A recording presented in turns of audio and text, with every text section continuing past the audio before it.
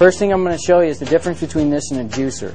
Okay, now in a juicer what you'll do is you pay 100% for fruit, like say for instance it's grape. And you'll take it home, you'll squeeze it out, and you might get 25% of your money back. Then you'll take 75% of your money and all the good stuff and toss it right in the trash. So it's actually a horrible investment. But juicing's healthy because you get a 95% absorption rate out of the juice. Well, what we're going to do with the speed and the power of this machine is we're actually going to take whole fruit and we'll break it down to the cellular level so you get a 95% absorption rate out of the whole fruit, not just the juice. Okay. Now, a regular blender only has about 1/4 horsepower and it spins at 6,000 RPMs. This has a 3-horse motor in it and it spins at 29,000 RPMs. So with that speed and power, that's where we're able to break this thing down to the cellular level, okay, and get that good absorption rate. Now, I'm going to start out with grapes and a whole fruit juice.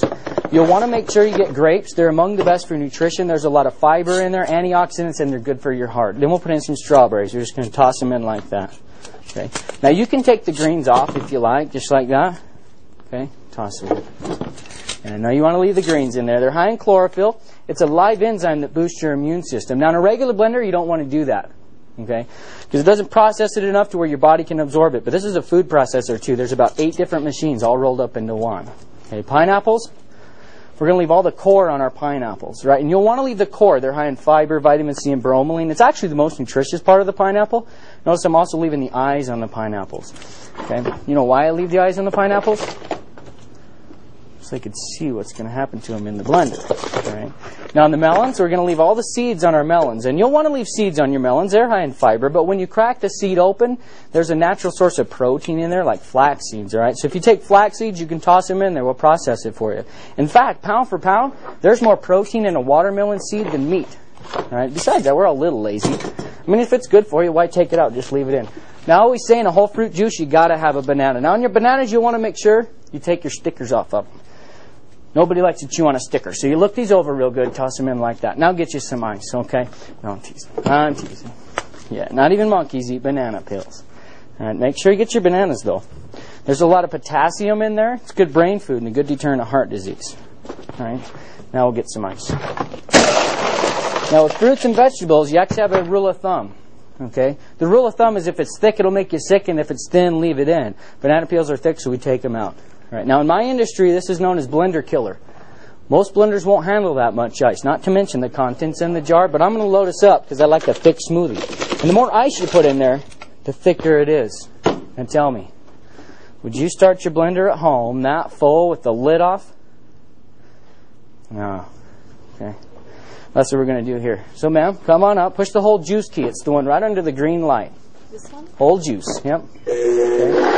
Now right there is where all your other brands will spray paint the ceilings. But you notice ours started out slow, and it's going to drop the ingredients into the blade. Then it speeds up. All by itself, it's going to create a vortex. It pulls everything down into the blade, right? So we're not going to use spoons, spatulas, or plungers to assist the blender, all right? You don't need to shake the jar or play piano on the keys. It just does it all for you right there. Now with that speed, that's where we're going to take raw vegetables just like that. And we're actually going to cook them into a hot soup, all from the friction of the blade. There's no heating element in there. It's all done by friction. Well, now we've got a problem. See, smoothies are supposed to be cold, and you don't want to get stuck at the door for 5 or 10 minutes, or maybe on the phone, come back to a warm smoothie. It's a smart machine. See, it shuts off automatically when it's done. Right? See, you can't leave any other blender unattended, or you'll come back to a warm smoothie, right?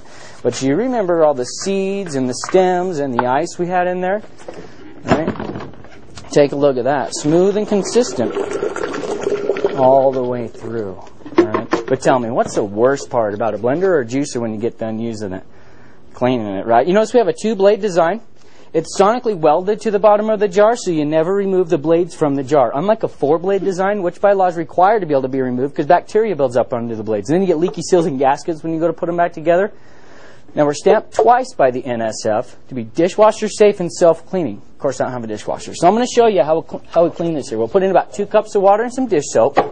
You just put on the jar, secure your lid. Just hold the pole screw down. Okay. Notice knocking the ingredients off the side of the jar, the blade, and the lid. The bubbles will come out the top of the cap. That's a pressure relief cap. That keeps you from blowing your lid off in the process. Right now, all you do is take off the jar, dump it out. We'll give it a quick rinse. And we're good to go. So if you got a lot of friends over, you're not stuck cleaning between drinks. And if you have time, go ahead and put it in the dishwasher. It's all dishwasher safe. See, it really doesn't matter what this machine or any other machine is going to do for you. Because if it isn't easy to clean and it isn't easy to use, you don't use it. That's why you'll use this every day. But I told you could take raw vegetables and actually cook them into a hot soup. What we're going to do is we're going to put in half hot, half cold water here. At home, you could put in straight cold water. You'll run the cycle twice. Here, we're going to put in lukewarm water. We'll run the cycle once. Now all we're going to do is put on the jar. There's no guesswork on any of those antiquated buttons, knobs, dials, or switches. You just put on the jar, secure your lid, and hit the soup can. Okay? Now this